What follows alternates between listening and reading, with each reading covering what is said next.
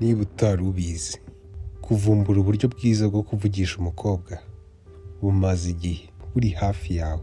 Mu gukura twagiye tubwirwa kenshi ko kugira ngo ubone umukobwa mwiza muzabana bigusaba kwitwara neza, kwitonda, kuba umwana mwiza cyangwa kuba umuntu mwiza. Ariko nk'uko mubizi ntabwo ariko bigenda. Ibuka mu bihe byawe ukiri ku ishuri cyangwa uri umunyeshuri, ibuka ba bahungu bahoraga biruka inyuma n'abakobwa, abakobwa babashaka. Ntabwo mvuga ba basore bari abana beza bahora ari inshuti z'abakobwa, oya, ahubwo ndavuga ba bahungu bahoraga bameze nk'aho bafite amahitamo. Imico yabo yari imeze gute?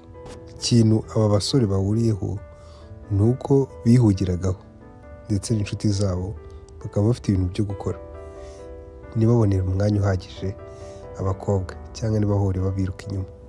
Ikindi uko aba basore bihugiragaho cyane, wenda bari muri siporo cyangwa n'ibindi bintu, amahobizi yabo cyangwa bakora ibindi bintu bakunda, niko abakobwa babakundaga cyane kurushaho. Ibi ngibi bifite rero aho bihuriye n'abakobwa. Umwanya uri kwiruka inyuma y'abakobwa nibyo byerekana uko umukobwa azakwiyumvamo. Kugira ngo umukobwa akwiyumvemo bingana n'umwanya n'igihe umuha.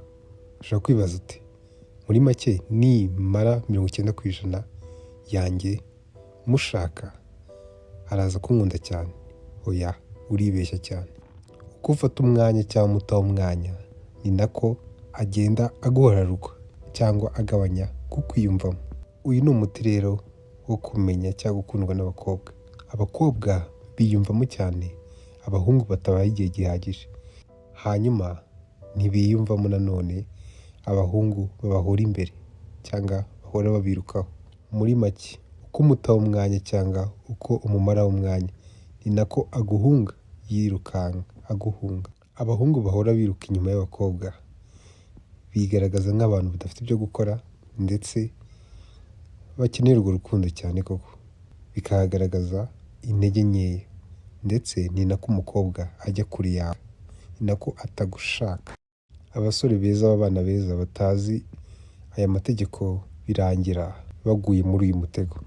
Nanone uko ba basore baba bad boys bafite ibindi bahugiyemo, uko batamara umwanya munini biruka inyuma y'abakobwa, ni nako abakobwa bakunda cyane. Ikintu abasore bagomba kumenya ni uko abakobwa bashaka icyo batabona cyangwa ikitabashaka mu buryo nabo batazi. Ni gute rero wakurura abakobwa utiriwe ugwa muri uyu mutego?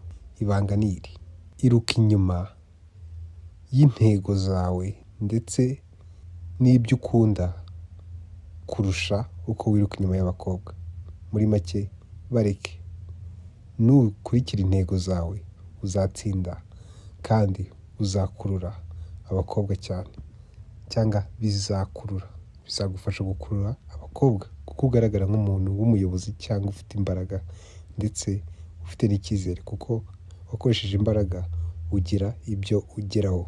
Muri make uko ufata umwanya wawe wihugiyeho ushaka guhindura ubuzima bwawe, niko uba umuntu w'igitangaza ndetse abakobwa bagatangira kukwirukaho ku bwabo.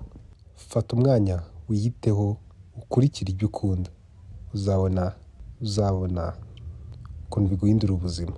Tekereza nk'abasore bakina football cyangwa basket. Abakobwa barabakunda cyane kandi bikurura abakobwa cyane kubera ko bagaragara nk'abantu b'agaciro kandi bihugiyeho kandi bagifite ibyo bagezeho. Nk'abagabo icyizere gifite aho gihuriye n'ibyo tugeraho cyane n'ibyo twagezeho, kandi niba utari ubizi, icyizere nicyo gituma umugabo ashobora gukurura umugore. So tega intego cyangwa ibyo ukunda cyangwa ushaka gukora cyangwa kugeraho, then ubikurikire cyangwa ubyiruke inyuma mpaka ubigezeho, nta cyireguzo. Ibindi bizizana. Uko wiyitaho ushaka kuba uwo ushaka kuba, ni nako abakobwa bazakwiruka inyuma.